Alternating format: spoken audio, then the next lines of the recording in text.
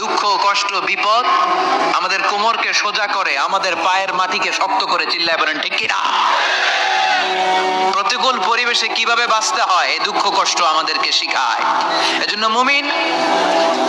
মুমিন বান্দার বৈশিষ্ট্য হচ্ছে দুঃখ, কষ্ট, বেদনা, জ্বালা এগুলোতে সে আপসেট হয় না, সে হাল ছেড়ে দেয় না, সে ভরসা রাখে একজনের উপর। চিল্লায় বলতে হবে তিনি কে? কারণ মুমিন জানে রাত্রি যত গভীর হয় অন্ধকার তমানিসা ভেদ করে সুবহে সাদিক হয়। মুমিন জানে গর্ভবতী নারীর পেটের ব্যথা যেই দিন বাড়তে থাকে ওই দিনই নতুন মেহমান আগমনের সময় ঘনাতে থাকে। মুমিন জানে তার জীবনে দুঃখ, কষ্ট, বিপদ যত বাড়তে থাকে সুখের দিন কাছে আসতে থাকে। এজন্য মুমিনের হারাবার কিছু নেই। ফাইন্না মাআল উসরি ইউসরা, ইন্না মাআল উসরি ইউসরা। নবী হে, কষ্টের পরেই আছে আনন্দ, দুঃখের পরেই আছে সুখ। আপনি সমস্যায় পড়েছেন, ওই সমস্যার সমাধানও আছে না নেই? এই পৃথিবীতে এমন কোন সমস্যা আছে যেটা সমাধান নেই? কথা বলেন। সমস্যা তৈরি করেছে কে? আবার সমাধানও দিয়েছে কে? আল্লাহ doesn't create a lock without its key. আল্লাহ কখনো চাবি না বানাইয়া ওইটার তালা বানায় নাই। কথা কন। তালাও যেহেতু আছে ওই তালার চাবিও বানিয়েছে কে? মা আনজালাল্লাহু দান ইল্লা আনজালাল্লাহু লাহু শিফা। আল্লাহ দুনিয়ায় এমন কোন রোগ পাঠায় নাই যেই রোগের ঔষধ বানায় নাই, এমন কোন রোগ নাজিল করে নাই যেই রোগের কোন চিকিৎসা বানায় নাই, হয়তো সেটা আবিষ্কার হয় নাই। অনেকে ক্যান্সারের কথা বলতে পারেন যে হুজুর ক্যান্সার এমন রোগ, এই ক্যান্সার তার নাই কোনো অ্যানসার, কিন্তু বিজ্ঞানীরা বলতেছে এটারও অ্যানসার আবিষ্কৃত হচ্ছে। সুবহানাল্লাহ কইবেন না? কিছু কিছু ক্ষেত্রে হয়েও গিয়েছে। এজন্য দুঃখের পরেই আছে সুখ, কষ্টের পরেই আছে আনন্দ। এই দুনিয়াটাই এরকম, কষ্টের পরই আনন্দ। দেখবেন তারাবির নামাজ 20 রাকাত পড়তে কষ্ট লাগে না? কোমরে ব্যথা, হাঁটুতে ব্যথা, কিন্তু 20টা রাকাত যখন শেষ করে মসজিদ থেকে বের হই একটা আনন্দ আছে না নাই?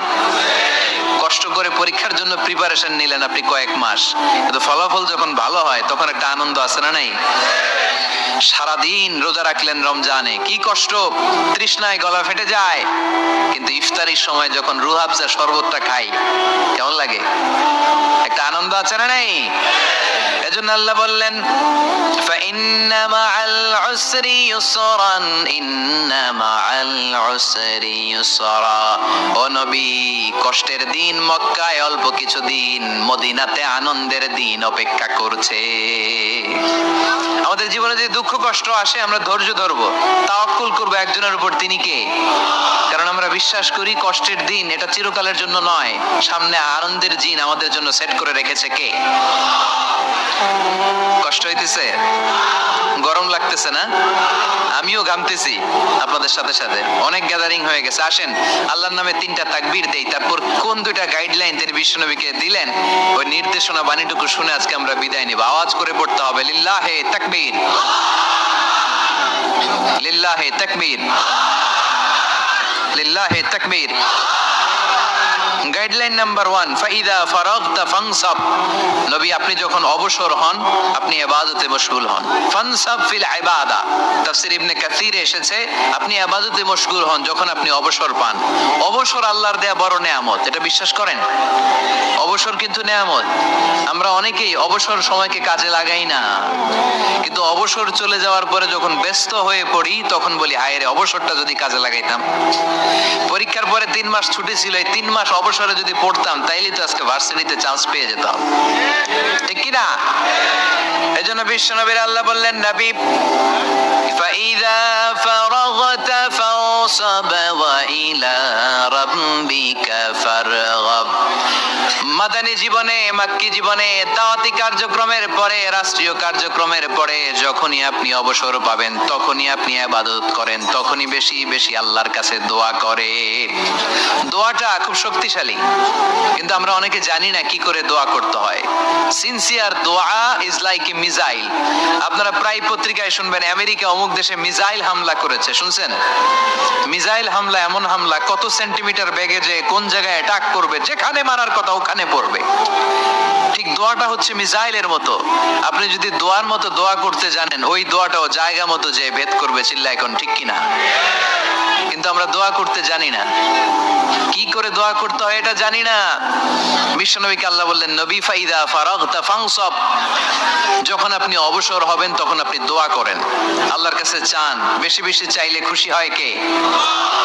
তার মানে প্রথম ঘোষণা হলো ফাইদা ফারাগতা ফানসাব, প্রথম নির্দেশনা হলো নবী যখনই আপনি অবসর পাবেন ইবাদত করবেন এবং দোয়া করবেন, বেশি বেশি আল্লাহর কাছে চাইবেন।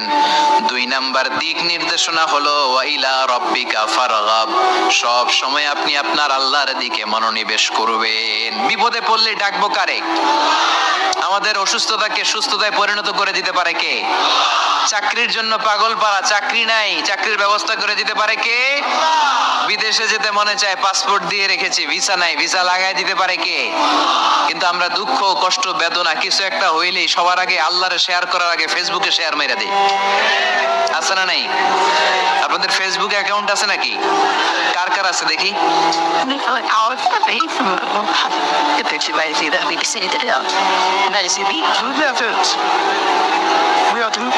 আছে আছে, এটার জন্য আমরা ভালো কাজে লাগাই, ঠিক কিনা?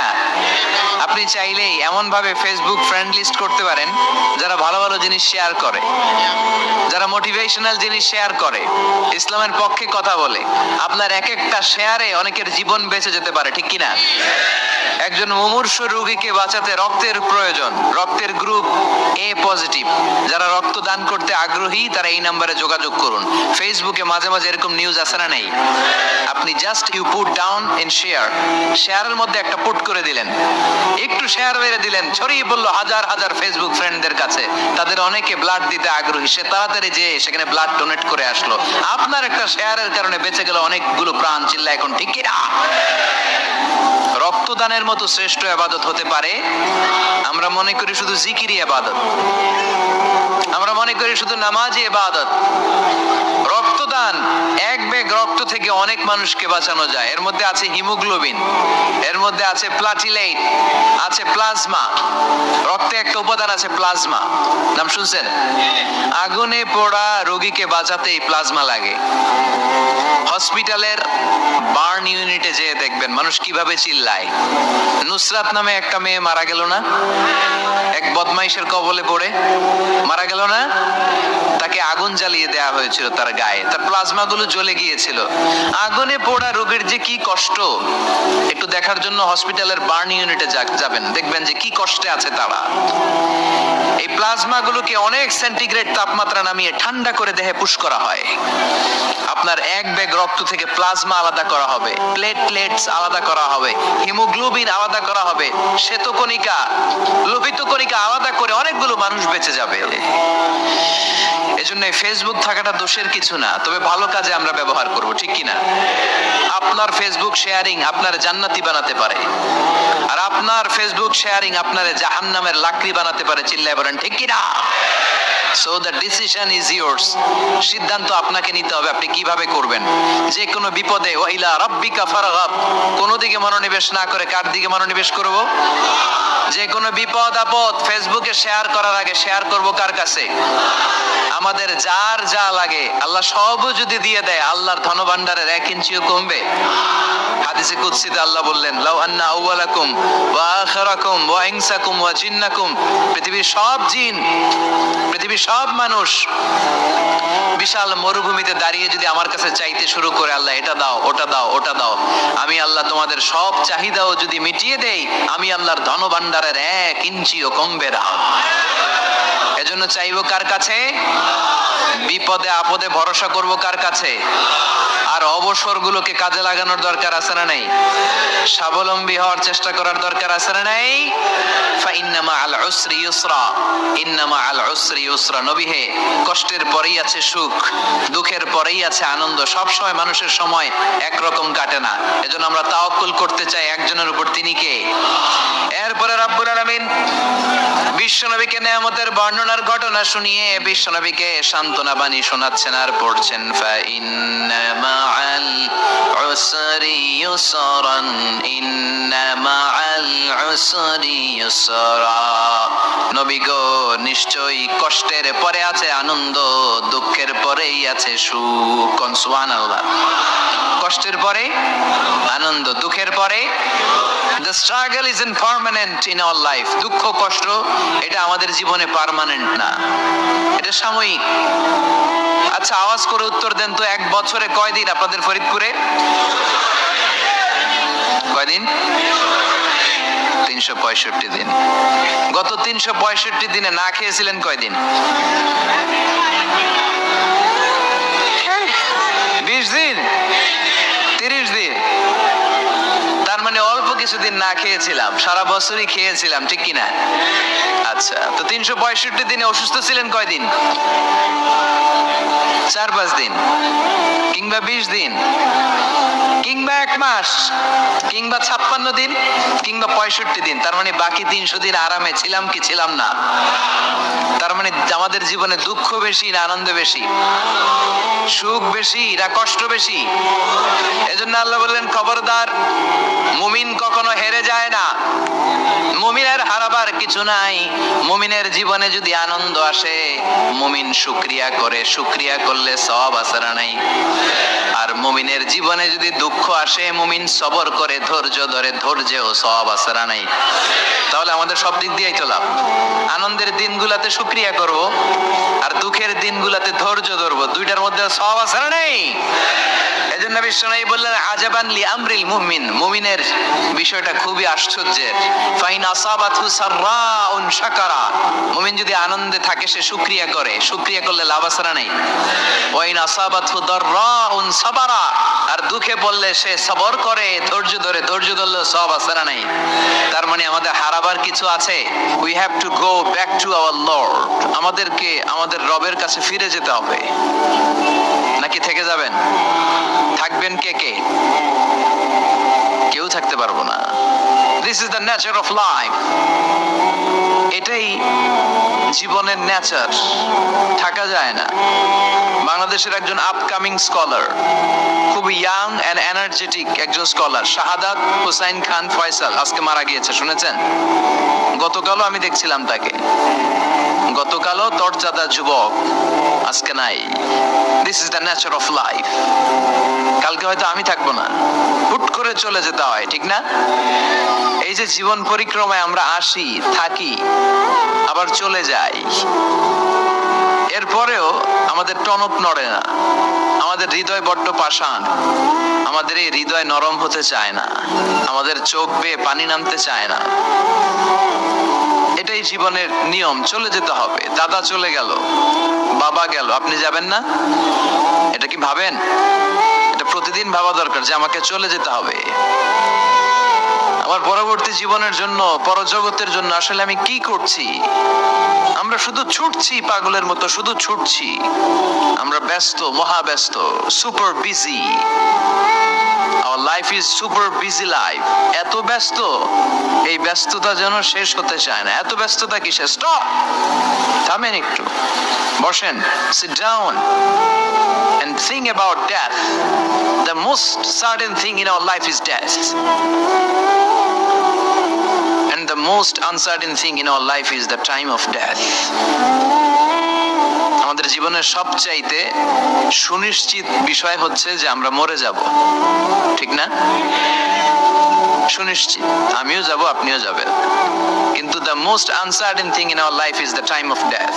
আর আমাদের জীবনের সবচেয়ে অনিশ্চিত বিষয় হচ্ছে মৃত্যুর সময়। আমরা কবে যাব আমরা কেউ জানি না। চলে যেতে হয় এই ছোট্ট থেকে, শৈশব থেকে কৈশোর, সেখান থেকে যৌবন, তারপরে অবিবাহিত থেকে হয়ে গেলেন বিবাহিত, তারপর স্বামী হয়ে গেলেন, এরপর হয়ে গেলেন বাবা, এরপর হয়ে গেলেন শ্বশুর, তারপর হয়ে গেলেন নানা। আর কতদিন? অনেক দিন তো হলো এই পৃথিবীতে, চলে যেতে হবে, ঠিক কি না? This is the nature of life. এটাই হচ্ছে এই পৃথিবীর জীবনের পদ্ধতি। একটু ভাববেন, স্টপ, একটু থামেন। অনেক ছুটছি আমরা, অনেক কম্পিটিশন, অনেক প্রতিযোগিতা, থামেন, একটু থামেন, অনেক হয়েছে, আর না। এবার একটু ভাবেন যে আমাকে চলে যেতে হবে। মাঝে মাঝে কবরস্থানে যাবেন। এই এলাকায় কবরস্থান আছে? কোথায়? আশেপাশে। কবে গেছিলেন? কবে যে গেছি মনেই নাই, ঠিক না? কবরস্থানে যাওয়ার সময়টাও হয় না। একটু যাবেন, যে তাকাবেন যে শুয়ে আছে, এখানে ছোট বাচ্চারা শুয়ে আছে, আমার মতো যুবকরা শুয়ে আছে, বৃদ্ধরা শুয়ে আছে। এখানে যারা ছিল এরাও আমার মতো হুন্ডা হাঁকিয়ে বেড়াতো। এখানে অনেক যুবক শুয়ে আছে যাদের রক্ত আমার চেয়ে বেশি গরম ছিল, যারা বাপের বেটা পালোয়ান ছিল। আজকে সব শেষ, কিচ্ছু নাই, শুধু অন্ধকার আর অন্ধকার। এই অন্ধকার যেন শেষ হতে চায় না। এজন্য একটু থামেন, একটু ভাবেন। Ponder on it, ponder on death, think about the death. মৃত্যু নিয়ে একটু ভাবেন। এই পৃথিবীর এই মরীচিকা, এই লোভ, এই লালসা, এই প্রতিযোগিতামূলক পৃথিবীর মায়াজালে আর কতদিন? একটু ভাবেন যে আমাদেরকে চলে যেতে হবে। এই কথাটাই মূলত আল্লাহ সূরাতে আমাদেরকে মেসেজ আকার দিয়েছেন, ঠিক কি না? সূরার নাম হচ্ছে সূরাতুত তাকাসুর। কি নাম? কথা বলেন। তাকাসুর। তাকাসুর মানে হচ্ছে বেশি বেশি পাওয়ার লোভ। আরো লাগবে, খেতে পারে 5টা, হাতে নিয়ে রাখছে 10টা, কয় আরো দে। আছে না নাই? আমাদের দেশে বিভিন্ন দোয়া অনুষ্ঠান হয় না? দোয়ার পরে জিলাপি দেয়। আপনাদের এদিকে কি দেয়? জিলাপি দেয়। তো ছোট বাচ্চারা দেখবেন কয়েক জায়গায় জিলাপি দেয়, তো এদিকে 5টা নিচে, ওদিকে 5টা, ওর হাতে আর জায়গা হয় না, এরপর আরো নিতে গেছে ওই জায়গায়। আছে না নাই? এটা হচ্ছে মানুষের বৈশিষ্ট্য। মানুষ আরো চায়, যার আছে বেশি চায় বেশি। যার যত আছে তার তত চাহিদা। যার সাইকেল আছে সে হুন্ডা চায়, ঠিক কিনা? যার হুন্ডা আছে সে প্রাইভেট কার চায়, চায় না? যার প্রাইভেট কার আছে সে প্লেন চায়। একটা প্লেন যদি থাকতো আমার, খালি উঠতাম আকাশে। যার প্লেন আছে ও হেলিকপ্টার চায়, ঠিক কিনা? এই যে চাওয়া, আরো লাগবে, আরো আরো। যার 2 তলা সে 5 তলা বানাতে চায়, ঠিক কিনা? যার 4টা বাড়ি ও 8টা বাড়ি চায়, তাই না? এলাকার মেম্বার চেয়ারম্যান হতে চায়, চেয়ারম্যান এমপি হতে চায়, এমপি মন্ত্রী হতে চায়, মন্ত্রী কি হতে চায়? প্রধানমন্ত্রী হতে চায়। কিন্তু এদেশে অসম্ভব। কথা বলেন। এই দেশে সবাই প্রধানমন্ত্রী হতে পারবে? ঘুরে ফিরে 2-1 জন, ঠিক কিনা? তো যারাই প্রধানমন্ত্রীর আসনে বসে এই দেশে, আল্লাহ যেন তাদেরকে কোরআনের আলোকে দেশ চালানোর তৌফিক দান করে। ইদানিং সময় দেখতে পাচ্ছি যে মাননীয় প্রধানমন্ত্রী শেখ হাসিনা অনেক বিষয়ে জিরো টলারেন্সে রয়েছেন। I do appreciate such kind of initiative in Bangladesh. এখন দেখতে পাচ্ছি যে দুর্নীতি দমন কমিশন আগের চেয়ে একটু সচল হয়েছে, ঠিক কি না? বিভিন্ন মন্ত্রণালয়ের কাজের যে স্পিড, এটা একটু বেড়েছে। এটা যেন লোক দেখানো না হয়, এটা যেন সাময়িক সময়ের জন্য না হয়, এটা যেন একটা কন্টিনিউয়াস প্রসেস হয়।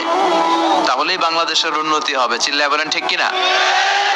আমরা জনসাধারণ, আমরা খেটে খাওয়া মানুষ, আমরা খুব বেশি কিছু চাই না। আমরা চাই নিরাপত্তা, আমরা চাই দুবেলা দুমুঠো খেয়ে পড়ে থাকার অধিকার, আমরা চাই কথা বলার স্বাধীনতা, আমরা চাই চিন্তার স্বাধীনতা, আমরা চাই আসল অর্থে স্বাধীনতা। চিল্লায় বলেন, ঠিক কিনা?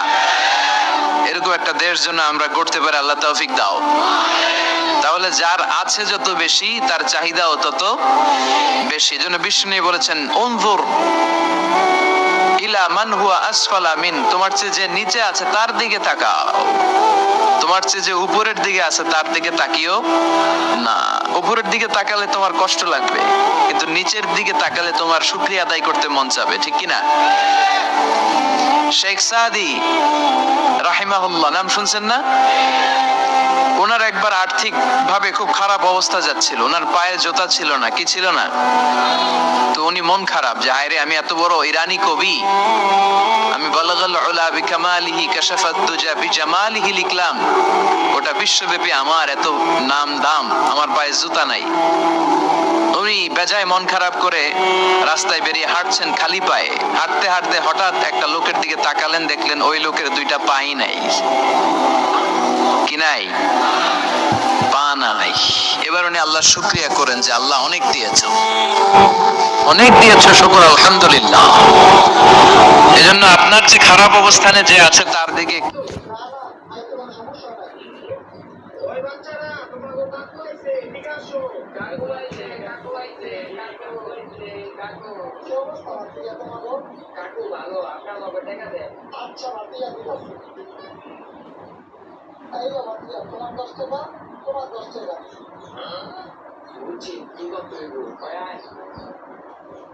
তো ভাই অনেক তুমি তো নাই না খিদা লাগছে খাবার কিছু ব্যবস্থা করতে আচ্ছা করতেছি